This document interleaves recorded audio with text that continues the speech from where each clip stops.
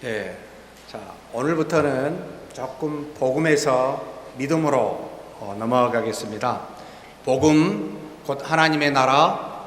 하나님의 나라는 하늘의 것과 땅의 것이 통일된 하나님과 연합된 것, 이것이 이 땅에 계시되어져서, 계시 곧 말씀이요, 이것을 더 축약하면 우리 주 예수 그리스도로 함축이 됩니다. 이 모든 것을 복음이라, 당신이 이 땅에 만드신 피조물에 당신을 드러냄, 이것이 좋은 소식, 복음이요, 그게 가장 명확한 것이 주 예수 그리스도요. 주 예수 그리스도는 우리 미래의 하나님 나라에 대한 하나의 일종의 프리즘 같은, 그래서 미래에 우리가 하나님과 더불어 지금도 연합하지만 완벽하게 연합된 상태로 하나님의 나라가 이루어짐을 보여준, 이 전체가 성경을 통해서 알려주었기에 이것이 복음입니다. 이것이 무엇을 말합니까? 하나님의 나라를 말하고 있습니다. 그 나라는 뭡니까? 예수님 당신이 복음이라고 말하고 하나님 나라고 말하듯이 예수님이십니다. 그럼 예수님은 뭡니까? 하나님이 인간의 육신을 몸에 입고와 하나가 된 상태, 완벽하신 하나님의 아들, 우리의 모델이 되셨습니다. 지금 우리는 하나님이신 성령이 우리 안에 계시고 육체인 우리가 연합하여 주 예수 그리스도와 같은 그 모델을 가지고 있습니다. 완성되지 않았지만, 부족하고 흠이 있지만, 그러나 나중에 재림 이후에는 이와 같은 것이 완벽하게 이루어집니다. 이것을 말해주려고 이 전체가 기록되어 있는 겁니다. 이게 핵심이라는 겁니다. 이해하셨죠? 하나님의 플랜이었습니다. 계획이었습니다.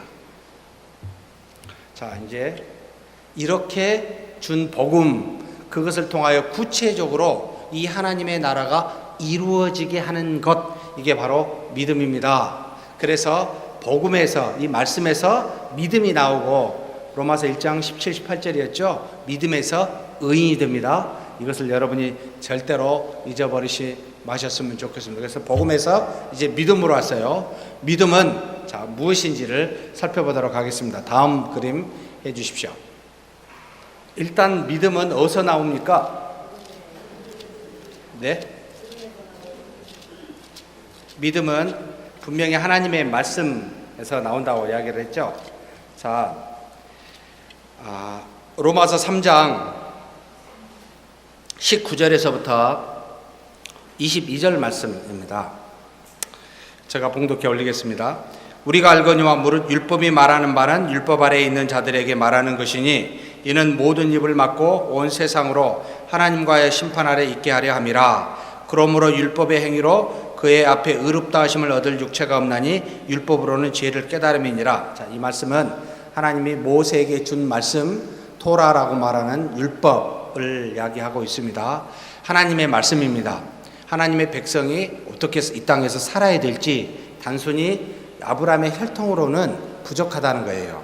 혈통으로는 안 되고 하나님이 주신 말씀을 알고 그대로 실천하는 것이 곧 하나님의 백성입니다. 그래서 모세에게 나는 누구고 내 뜻이 뭔지를 알려준 게 율법이었습니다. 그래서 마치 어린아이를 우리가 교육하여 좋은 성숙한 어른이 되도록 교육시키듯이, 하나님께서 이스라엘 곧 아브라함의 후손들을 택하여 출애굽시키고 난 다음에 하나님의 백성으로 양육시키는 그 내용을 율법을 통해서 주었습니다. 그래서 먼저 이 율법은 우리의 죄를 심판하는 것이 목적이 아니었고, 사실은 하나님의 자녀로서 교육시키기 위한 교훈의 용법이 가장 첫 번째였습니다. 그런데 이 말씀을, 주신 말씀을 실천해 보려고 아무리 애를 써도 돼요, 안 돼요? 안 되죠. 그래서 왜 안 될까라고 고민합니다. 왜 안 됩니까? 율법을 지킬 수가 없었죠. 없지요. 없는 것을 주셨지요. 왜 이게 안 되죠? 여러분, 왜 하나님의 말씀을 지킬 수가 없습니까? 네? 여러분, 착하게 살 수 있습니까? 없습니까? 착하게 살면 천당 갑니까? 안 갑니까? 천당일지 천국일지 뭐라고 말했죠. 착하게 살아야 천국 가잖아. 맞아요? 틀려요? 근데 착하게 살 수 있어요? 아무리 애를 써도 착하게 안 되는데, 이론은 가능합니다. 머리로는 그래, 착하게 살면 천국 가요. 정말로 율법을 1.1획도 틀리지 않고 지키면 천국 갑니다. 문제는 그렇게 지킬 수 있는 사람이 이 땅에 한 사람도 없기 때문에 문제가 됩니다. 이것을 깨닫도록 이 율법은 지키지 못한 하나님의 뜻인데 지킬 수가 없었습니다. 그래서 지킬 수가 없는 것이 왜 못 지키지? 나는 뭐다? 나는 지킬 수 없는 죄인이다 라는 것을 이 율법이, 그래서 20절에 그러므로 율법의 행위로 그의 앞에 의롭다 하시면 얻을 육체가 없어요. 그래서 하나님은 이것으로 끝나버리면 진짜 우리는 불쌍하죠. 지킬 수 없는 하나님의 뜻 율법을 줘놓고 우리로 하여금 계속해서 죄인이라는 사실만 깨닫게 하면 비참합니다. 그런데 그 다음이 있어서 이렇게 하신 거죠. 사실은 다음을 위해서 이렇게 하셨어요.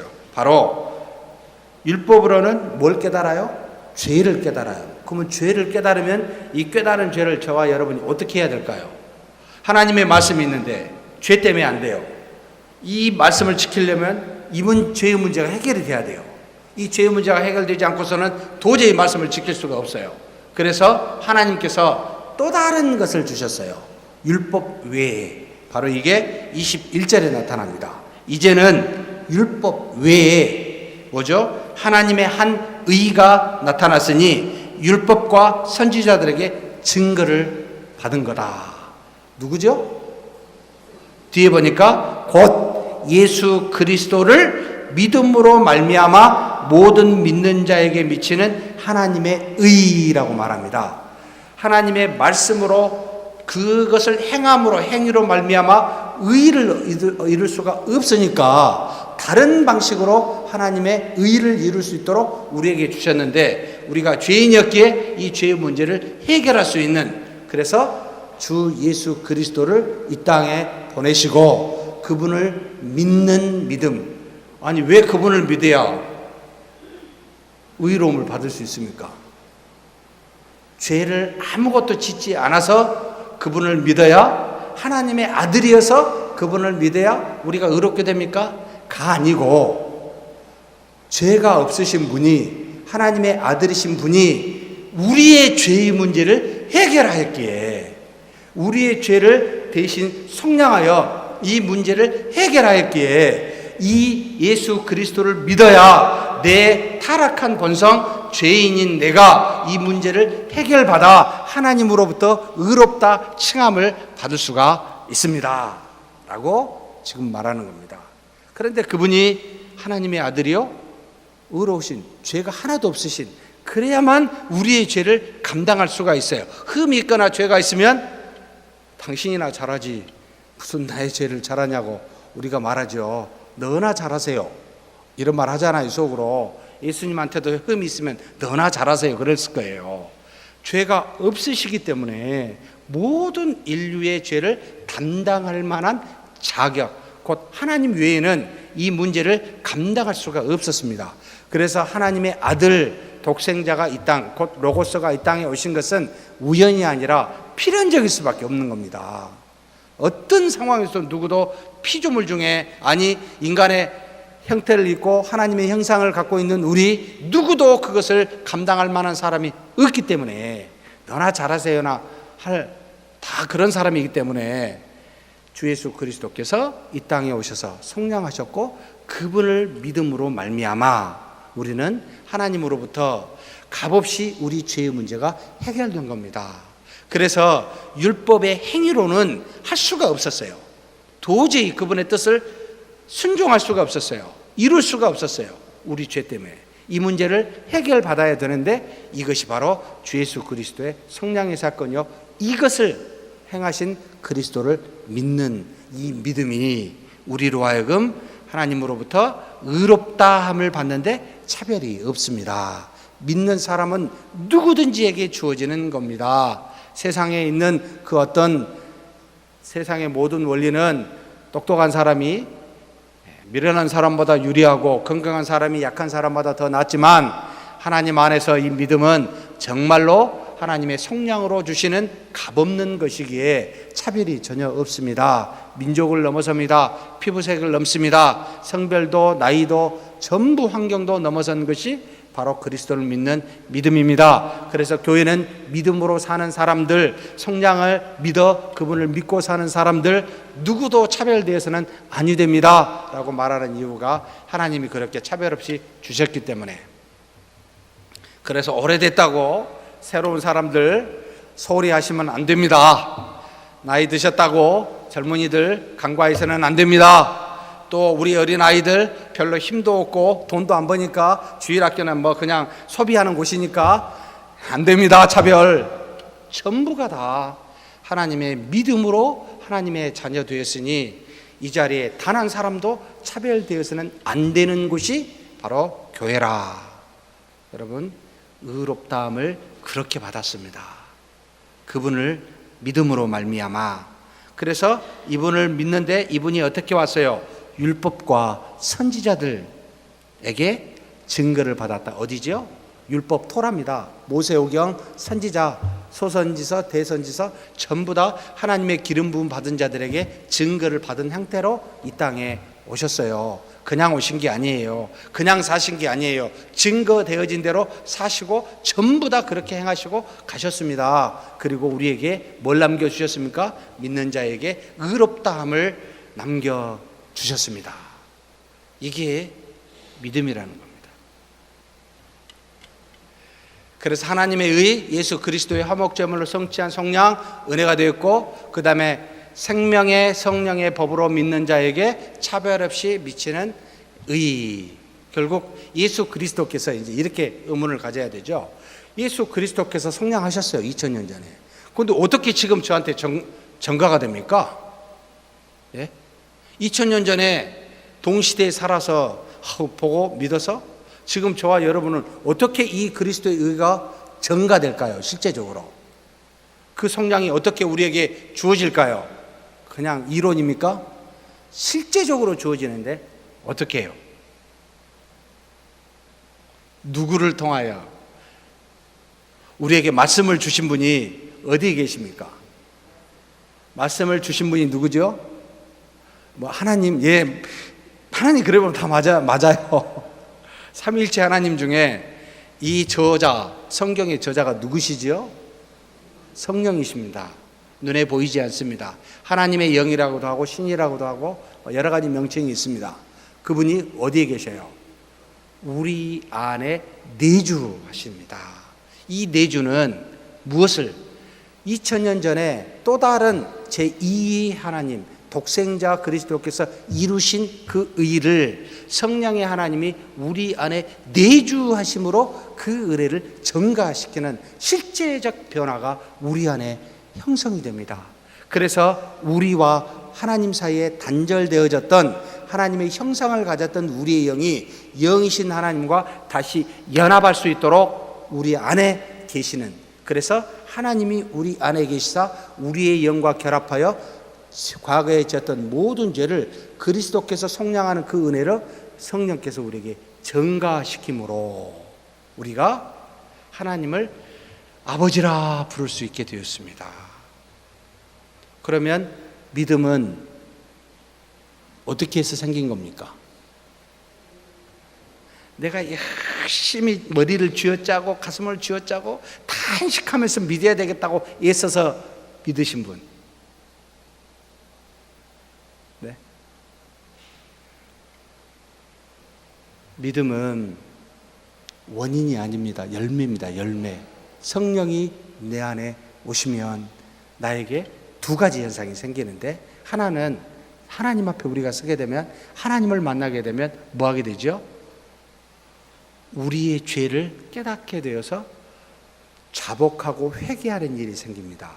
그래서 하나님이 오신 증거는, 하나님을 만났다는 증거는 회개하는 사람들입니다. 눈물을 흘리며 통곡하는 사람, 회심이 따라오고 동시에 뭐가 온지 아세요? 믿음이 생깁니다. 뭘 믿나요? 예? 삼위일체 하나님을 믿는 믿음이 생깁니다. 내 힘으로, 노력으로, 능으로 아무리 애를 써도 여러분 믿어지지 않습니다. 자, 시험 한번 할까요? 저기 이 안에 500원짜리 동전이 있습니다. 믿으십니까? 안 믿으십니까? 예? 너무 간단하잖아요.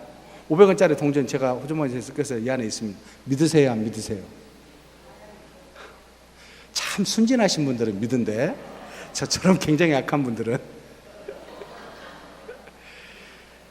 여러분, 믿음이 마음대로 안 생겨요. 하나님을 아버지라고 부르는 게 여러분, 우리는 굉장히 쉽지만 마음대로 안 됩니다. 믿고 싶어도 절대로 안 믿어집니다. 근데 너무나 쉽게 믿어져요. 그분 보셨어요 혹시? 예수님? 하나님 여러분 보셨어요? 근데 어떻게 아시고 어떻게 믿으세요? 세상 사람들은요, 저도 그랬습니다. 한때 저한테 전도하는 제 친구에게 항상 한마디 했습니다. 보여주라. 그럼 믿을게. 말만 하지 말고 보여주라. 못 보여주잖아요.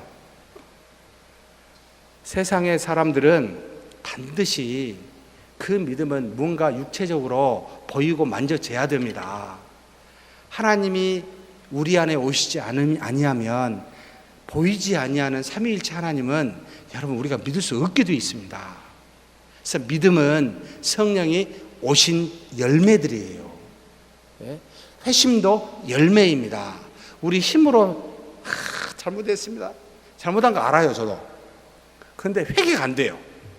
잘못은 알겠는데 내가 진짜로 잘못했다고 막 통곡하고 살려주십시오라고 회개는 안 돼요. 하나님이 오시면 여러분 자복하게 됩니다. 처절하게 됩니다. 그 죄에서 몸들 바를 모르게 됩니다. 그래서 죄에 대해서 민감한 사람일수록 하나님과 가깝고, 죄에 대해서 둔감할수록 여러분 하나님과 멀어 있습니다. 우리 신앙을 점검하면 자신의 죄가 굉장히 자그마한 거라도 민감하게 여러분이 느껴지면 굉장히 하나님과 가까이 있는 분들이에요. 뭘 했는지, 남에게 상처 줬는데도 내가 언제, 이런 분들 계시죠. 나 그런 의도 아닌데. 참 둔감하신 분들 많죠. 저는 멀어 있다는 뜻입니다. 여러분 돌아보셔야 돼요. 성령이 내 안에서 풀리, 이걸 충만이라고 그러는데 완전히 활동하면 죄에 대해서 민감해지고 하나님의 뜻에 대해서 민감해지기 때문에 믿음이 충만해지고 죄에 대해서 통곡하게 돼요. 많은 사람의 죄가 굉장히 아파집니다. 참을 수가 없을 정도로 힘들어집니다. 이게 하나님이 가까이 계시다라는 증거입니다. 왜냐하면 열매로 나타나는 거기 때문에요. 자, 믿음의 근원, 그 믿음이 그래서 하나님의 말씀을 통해서 우리에게 믿음으로 오고, 이 믿음이 우리에게 의를 줍니다. 그런데 이 믿음은 결국 성령이 우리 안에 오셔서 주시는 것의 열매로 나타납니다. 그런데 믿음에는 우리 눈에 두 종류가 있습니다. 이것은 성경에 잘 나타나 있지 않고 칼빈의 기독교 강요에서 명확하게 둘로 나눠버립니다. 사도행전 19장 1절에서 7절. 제가 이걸 왜 써놨는지 기억이 잘 안 나네요. 자, 예비적 신앙이라는 게 있고 참 신앙이라는 게, 참 믿음이라는 게 있고 예비적 믿음이라는 게 있습니다.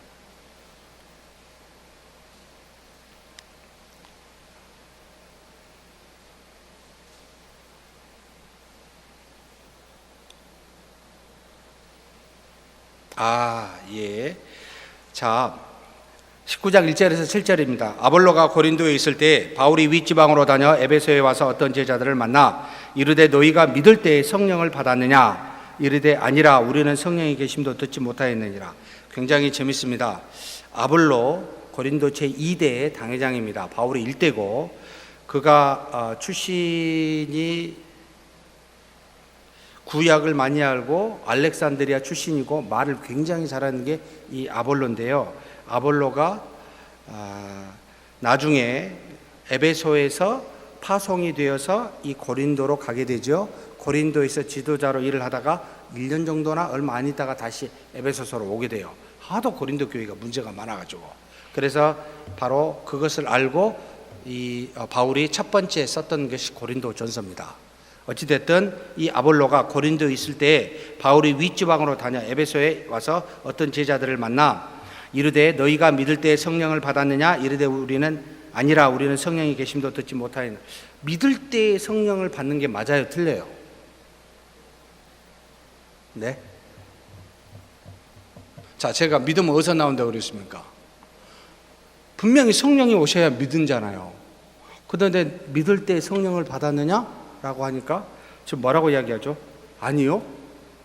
우리는 성령이 이 계심도 듣지 못하였습니다. 이런 사람들이 존재합니다. 다시 말하면 성령이 우리에게 오시지 않았는데 우리는 이성이 있어서, 자, 해가 어디에서 나서 어디로 집니까? 라고 물으면 동에서 떠서 서로 집니다. 믿으세요? 동에서 떠서 서로 지는 거 믿습니까? 잘 믿잖아요. 왜냐하면 매일 보니까 하나님의 영 성령이 우리에게 오시지 않아도 우리가 가지고 있는 이성을 가지고 하나님은 주 예수 그리스도는 하나님의 아들입니다. 주 예수님은 그리스도이십니다. 주이십니다. 이렇게 얼마든지 말이 가능합니다. 그런데 이 사람은 자신의 이성을 가지고 충분히 말할 수가 있습니다. 자신의 의지를 가지고도 말할 수 있습니다. 이것은 악한 영도 사탄도 하나님의 아들이라 그리스도라고 얼마든지 증거했습니다. 세상에 있는 사람들도 성경은 하나님의 말씀 맞아요.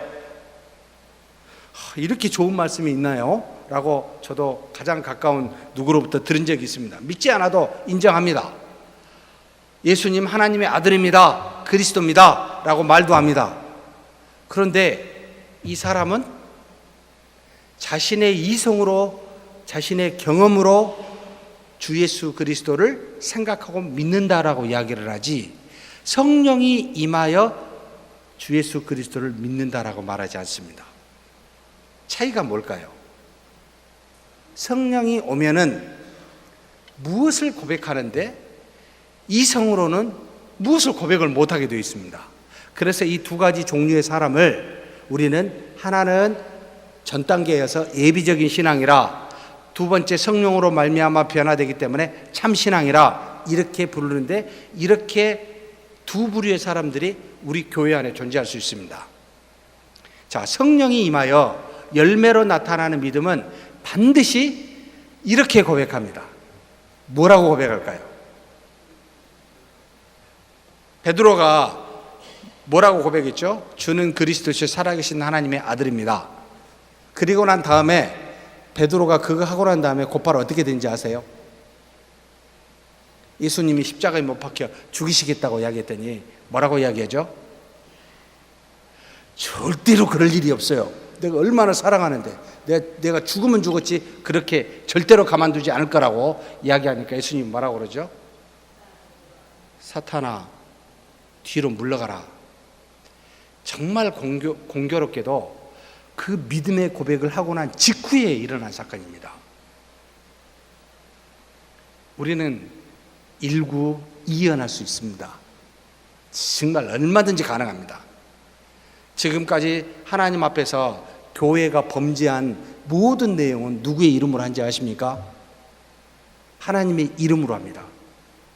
여러분, 중세시대 십자군 전쟁 정말로 회교권에 가서 어린 아이들까지 죽여가면서 이게 하나님이 준 사명이요, 하나님이 준 놀라운 뜻이라고 생각해서 생명을 가차없이 죽일 때 교회의 이름으로, 하나님의 이름으로 사람 죽였습니다. 중세시대 마귀 사냥이라 그러죠. 사탄을이라고 사람에게 정죄하여 가차없이 죽였습니다. 그게 하나님의 뜻일까요? 여러분, 굉장히 우리는 절대 세상의 이름을 안 합니다. 이스라엘 백성이 한 번도 하나님을 버리고 간 적이 없습니다. 갖고 가면서 다른 식으로 바꿔버립니다. 그래서 우상은 어디에 있습니까? 교회 밖에 있을까요? 교회 안에 있을까요? 이런 생각 안 해보셨죠? 우상이 어디에 있습니까? 우상이라고 느낄 수 있는 사람이 누굽니까? 이방의 사람들이 하나님이 너희들이 우상을 숭배한다고 지칭한 적이 있습니까? 없어요. 전부 다 이스라엘 백성을 향하여 너희가 우상을 숭배한다고 하나님을 알면서 하나님의 이름으로 하나님과 유사한 것들을 만들어냅니다. 그러니 속지요. 비슷하니까. 여러분, 우상은 아십시오. 교회 밖에 있는 것이 아닙니다. 하나님을 믿는 믿음의 사람들 안에 존재합니다. 밖에 있는 건 멸망당할 것이기 때문에 우상이 더 이상 될 수도 없어요. 썩어져 없어져 버리는 것들이 아무 상관도 없어요. 하나님 보시기 아무것도 아니에요. 문제는 하나님의 사랑하는 백성들 안에 하나님 외에 다른 그 무엇이 있기 때문에 이것이 우상이 되어버렸습니다. 이런 일들이 참 많습니다. 내가 근데 왜 이거 하지? 예비적 신앙, 하나님 없이 자의적으로 믿으려고 합니다. 성령이 오면 뭐라고 고백하는지 아십니까?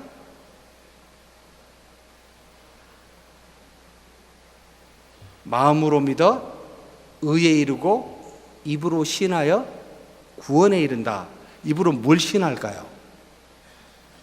하나님을 나의 하나님으로, 예수 그리스도를 나를 구원한 구주로, 객관적인 진리가 성령이 오시면 주관적 신앙 고백으로 나타납니다. 이 주관적 신앙 고백을 우리는 사도신경으로 고백합니다.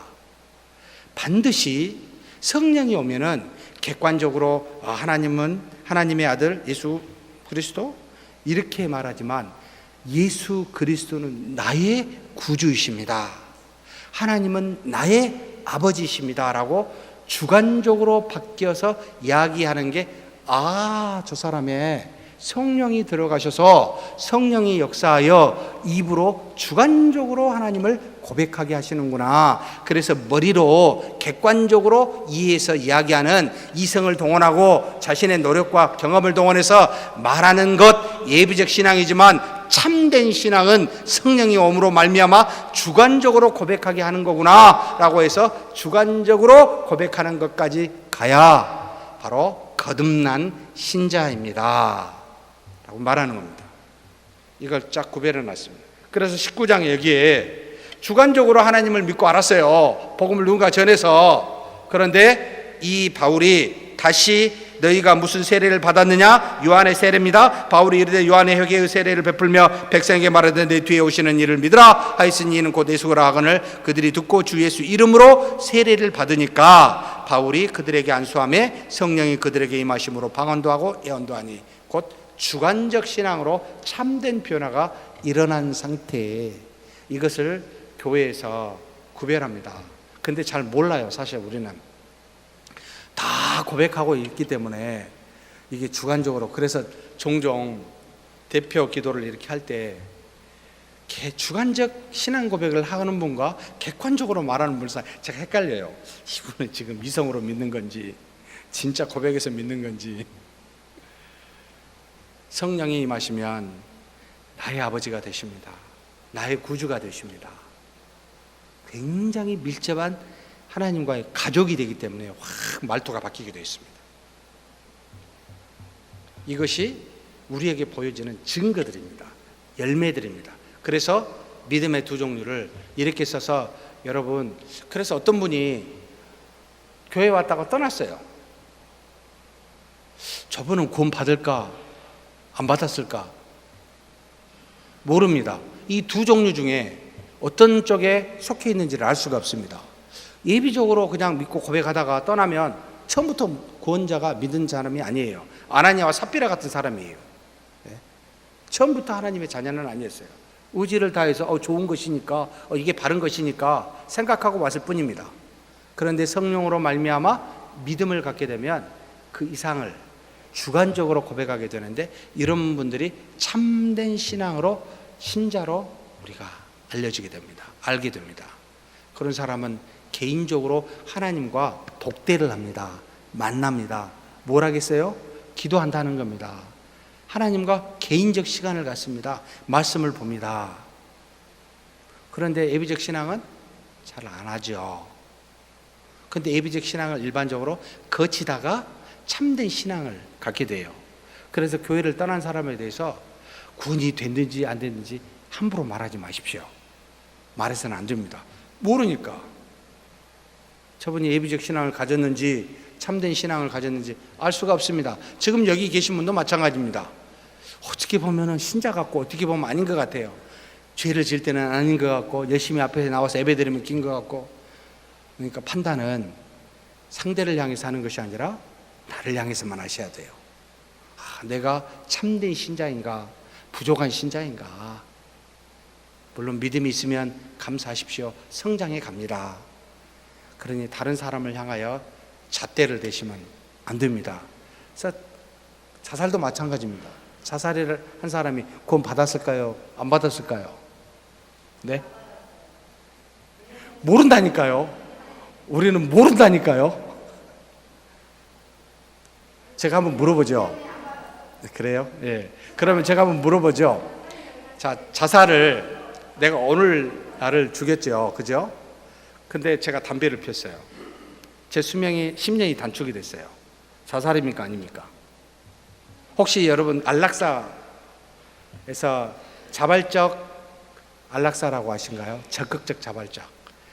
다시 말하면 자신이 직접 죽이지 않은데 기구를 동원해서 약물을 투여해서 거기에다 자신을 맡겨서 서서히 죽습니다. 고통 없이. 자살입니까? 아닙니까? 네? 자살입니까? 아닙니까? 그러면 물어보죠. 안락사한 사람들은 자살이라고 치면 구원이 안 되겠죠. 자, 담배 핀 사람도 자살이라고 치면 구원 안 되겠죠. 그러면 다시 묻죠. 자, 저를 죽이면 안 되죠. 다른 사람을 죽였어요.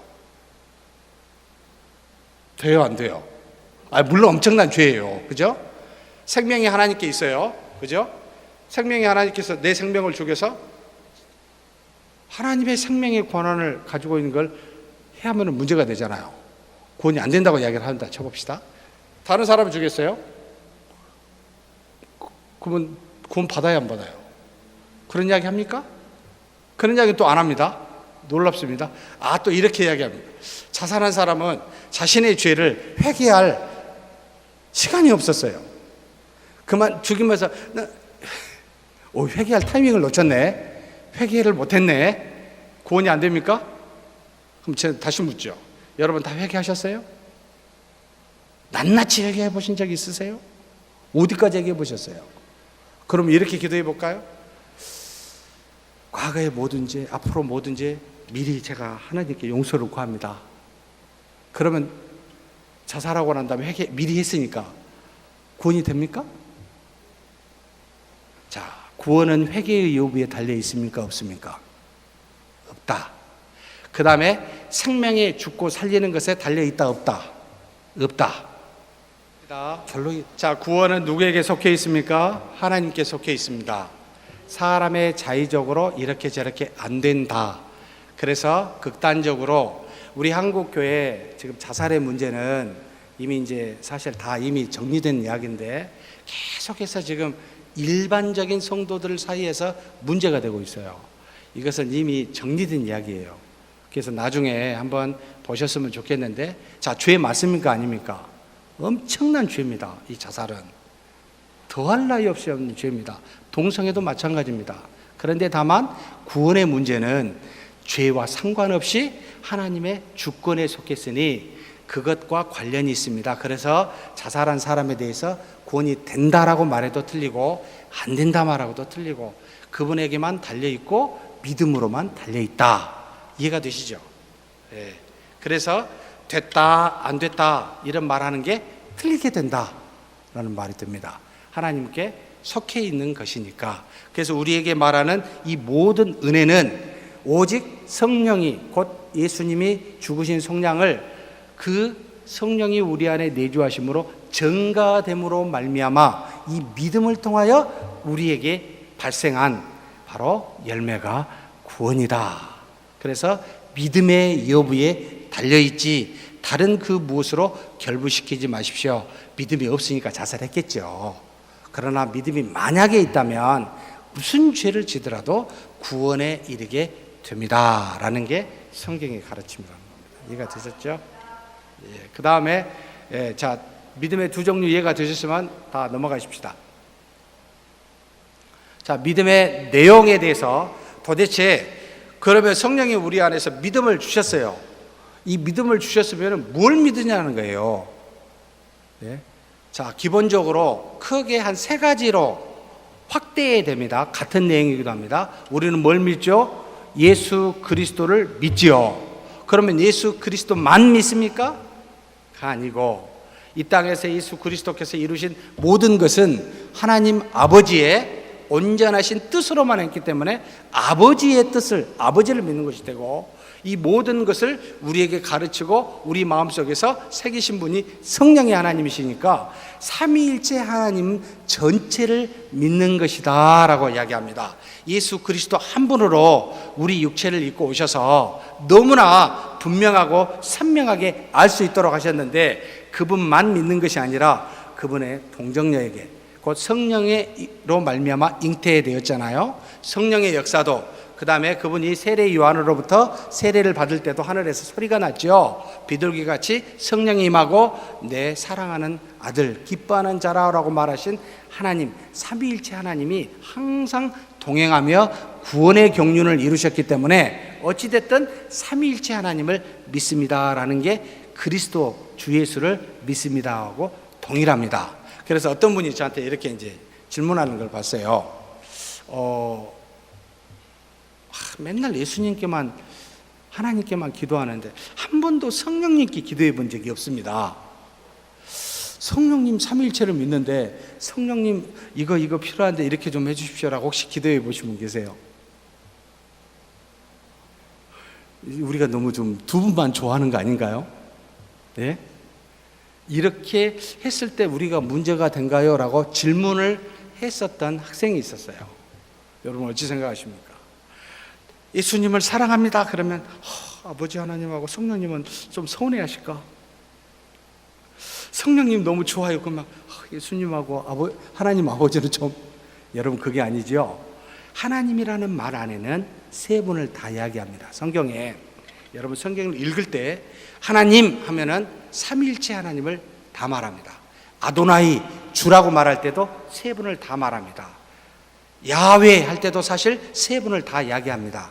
그런데 성경에서 특별히 아버지 쓰거나 예수를 쓰거나 그리스도를 쓰거나 성령을 특별히 따로 쓰는 것은 그분의 독특한 독립적 활동을 알고 그 부분에 맞춰서 기입할 필요가 있어서, 곧 커다란 그림에서 구원에 관련된 이야기를 할 때 모든 구원을 계획하시고 만물을 만드신 창조주는 아버지라라고 일반적으로 특징 지어지고, 그분의 아들, 이 모든 구원의 계획을 이 땅에 오셔서 실제적으로 성취하신 분은 주 예수 그리스도 독생자 제2의 하나님이라고 우리가 칭하고, 이루신 주 예수 그리스도께서 이루신 모든 구원의 성취를 이제는 각각의 오순절 성령 강림 이후에 모든 사람에게 시대를 넘어 환경을 넘어 적용시키시는 분이 성령의 하나님 해가지고 독립된 한 분이시면서도 세 분이신데 독립되게 일하시는 분을 기록하고 싶을 때는 성경에서 분리를 해놓습니다. 그래서 세 분의 하나님은 하나이기도 하고 세 분이신데, 아버지 하나님 해도 다 그 하나님 안에 여러분 삼위일체가 들어가고, 주 예수 그리스도의 이름으로 기도해도 삼위일체 모든 하나님이 다 들어가 있습니다. 그러니까 여러분이 안심하고 그냥 내가 너무 성령님은 좀 소홀히한 것 같아, 난 너무 예수님만 좋아, 이렇지 않으셔도 됩니다. 세 분이 함께 동역합니다. 예수님을 믿습니다는 삼위일체 하나님을 믿습니다요, 삼위일체 하나님을 믿습니다를 좀 더 구체적으로 표현한 게 사도신경입니다. 그래서 신앙 고백이라는 말로 세 분의 하나님에 대해서 정확하게 믿을 수 있도록 사도들로부터 전통으로 유래된, 어떤 사도가 쓴지는 알 수 없습니다. 다만 초대교회에서부터 사도들이 성경이 있기 전부터 이 고백을 하여 그 믿음의 전통을 내려와 삼위일체 하나님을 믿습니다라고 하는 사도신경이 우리의 신앙 고백으로, 그래서 삼위일체 하나님을 믿는다라고 보시면 돼요. 그런데 이 삼위일체 하나님이 사도신경으로 추각되어 있지만 더 어디에 있어요? 전체 성경이 그분을 증거하고 있잖아요. 그래서 믿는다라고 말할 때는 성경을 믿는다라고 말하는 것이 됩니다. 예수님을 믿습니다. 삼위일체 하나님을 믿습니다. 좀 더 나가면 성경의 하나님의 말씀을 믿습니다. 그래서 믿음의 내용이 무엇이냐라고 물을 때는 이 세 가지로 여러분이 답을 하셔야 돼요. 그런데 전도를 할 때는 삼일체 하나님을 다 말하기가 모르고 어렵고 성경을 말하기는 더더욱 어려우니까 주 예수 그리스도 이 땅에 우리의 몸을 입고 와 확실하게 보여주신 하나님, 이분을 증거하면 삼일체 하나님의 증거가 됩니다.